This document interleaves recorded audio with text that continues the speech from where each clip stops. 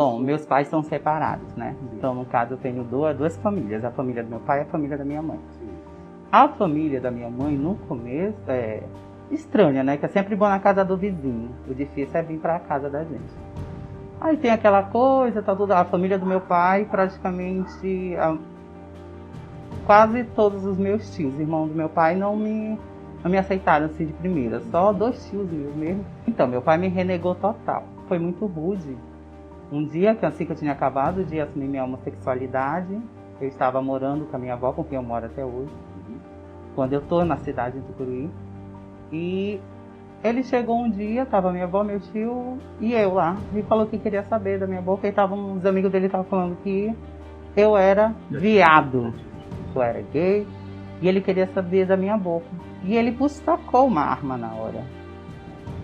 E aí foi na hora que entrou a minha avó, esse meu tio, e interrompeu ele na hora. Mas aquilo ficou muito marcado em mim. Até porque quando ele me encontrava pela rua, eu tinha que sair corrida. Aí foi quando a minha família, minha mãe, procurou ele e falou que não era. Se ele continuasse fazendo isso, ela ia tomar as devidas providências, tudo, porque até pelo fato que também eu era de menor também, né?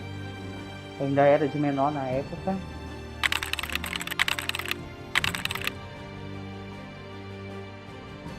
A Larissa, ela surge ali, tem coragem de sair de dentro de um corpo, né? Ela, aos 13 anos, ela começa a se descobrir, saber quem realmente ela deveria se mostrar, como diria antigamente, sair do armário, né? E aí a Larissa foi se formando aos poucos. Conheci amigos, e aí que foram me mostrando um lado assim que eu achava no tempo legal, bacana, que foi logo o lado da prostituição mesmo, no caso, né? Foi da onde eu comecei a me hormonizar, conhecer o que era que eu tinha que tomar, não, cabelo cresceu, sobrancelha afinou, e aí a Larissa foi nascendo aos poucos assim. Então, primeiro a gente tem que ter muita coragem, né? Mostrar quem verdadeiramente a gente é.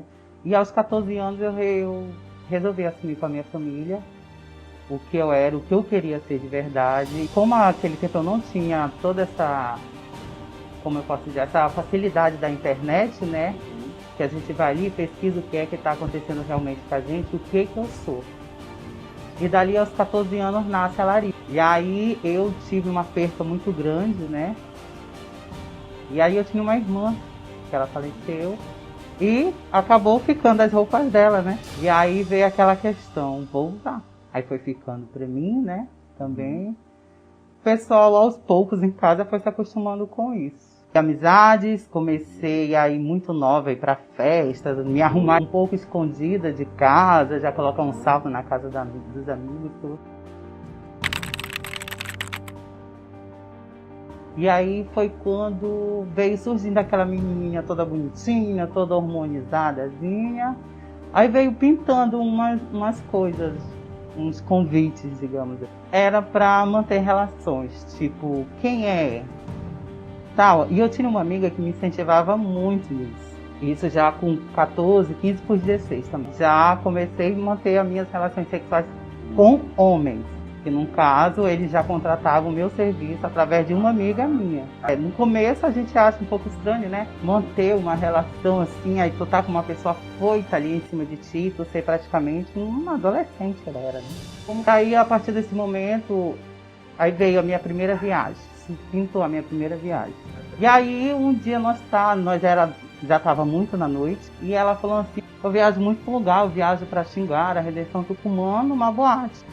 Levou a mulher na casa lá e a mulher me viu, ficou louca, toda novinha, hormonizadazinha, não, bora levar. E foi uma coisa que foi uma escolha minha mesmo, porque na verdade minha família queria que eu seguisse outro rumo, mas sempre respeitaram minhas vontades. Não foi uma coisa de necessidade, foi uma coisa que eu mesmo fiz, porque geralmente a mulher trans que vai para esse lado da prostituição, praticamente é obrigada, devido à família, passar necessidade. No meu caso, não foi. Eu sempre fui uma mulher, né? Que eu me sinto uma mulher que sempre foi apoiada pela minha família nesse ponto. E uma curiosidade engraçada foi que quando eu cheguei lá, na casa mesmo, onde eu ia ficar, em Redenção, me colocaram para tirar as férias da cozinheira. Não, na verdade eu me senti um pouco enganada ali naquele momento, porque eu fui por uma coisa exata.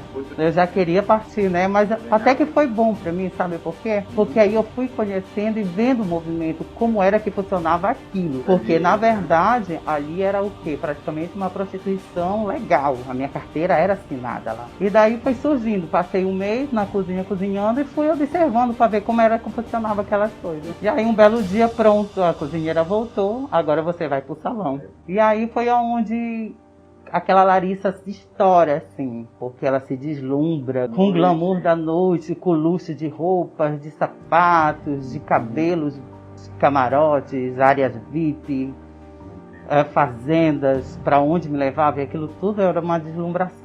Eu queria viver aquele momento. E até porque era uma casa muito conceituada no sul do Pará, porque a dona tinha 3, Xinguara, Tucumã e Redenção. Sim, um dinheiro razoável, porque dali, quem vive nesse meio da prostituição, vai de você fazer seus clientes, seu nome. Então, era sempre bom você cativar o cliente para ver ele voltar, e foi uma coisa que eu acabei conquistando bem. Quando eu tive um título de beleza, foi o tempo que eu fui bem mais requisitada na cidade. Aqui, e aí conheci pessoas da alta sociedade que me procuraram.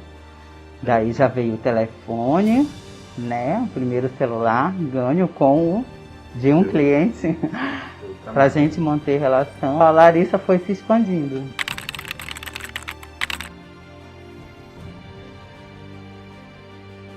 Claro, nem tudo é só flores. Havia dias que você não queria se arrumar, que você não queria sair com ninguém, mas eu tinha que ter aquele compromisso, entendeu? Com a dona da casa. Clientes que trataram já na hora, assim, para levar, era de uma forma. E chegava lá na hora, tratava a gente às vezes com uma ignorância, uma arrogância, até agressividade mesmo.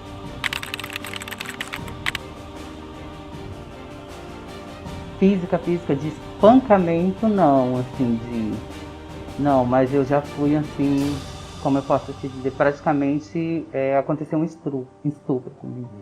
Lá em Redenção, eu estava numa boate e eu conheci esse cara que também era maravilhoso, muito deslumbrante. Nós estávamos todos numa área bem reservada, né? Numa área VIP. E uma amiga acabou fazendo os papos, eu queria muito. E ele chegou lá na hora e falou que seria uma coisa, e no meio do caminho teve um desvio. Que a gente foi para um bosque, ele me levou. E foi quando ele mostrou uma arma, ele estava bêbado também. E falou que não era para mim falar para ninguém, que só era para mim fazer tudo o que ele pedisse, que não ia acontecer nada comigo. E aí foi quando aconteceu a violência mais grave que eu tive. Não, eu só fiquei com medo de sair com clientes para fora. Então eu só começava a atender dentro da casa. Que ali abalou o meu psicológico de ele desviar o caminho e me levar para outro lugar. Aí depois eu superei. Eu que agradeço a oportunidade de estar aqui contando um pouco da minha história, que eu acho que precisa, entendeu? Precisa muito, as pessoas precisam conhecer mais e respeitar. Tá ok? Muito obrigada.